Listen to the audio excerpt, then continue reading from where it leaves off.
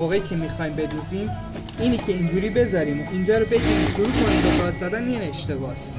باید هر دوتا رو اول تراز هم دیگه قرار بدیم. از اینجا شستمون بره زیر، ست انگشتمون بیاد رو، اینجا سینه کف دستمون میذاریم رو به روی این، با دو تا این انگشتامون پشت کارمون رو میگیریم قشنگ، اینو میکشیم، یه ذره کش میدیم بهش میدوزیمش. همین ترفند ای میریم، کار سختی نیست ولی عادت بکنین خیلی به نفعتون.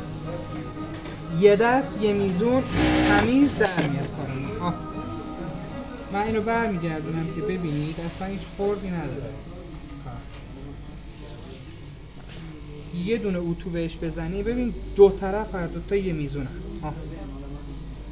قبول داری یا نه؟ دقیقا. ببین خورد نداره، یکی روی یکی دیگه سوار نیست، قالب هم دیگه نشدن، هر دوتاشون یه میزونن.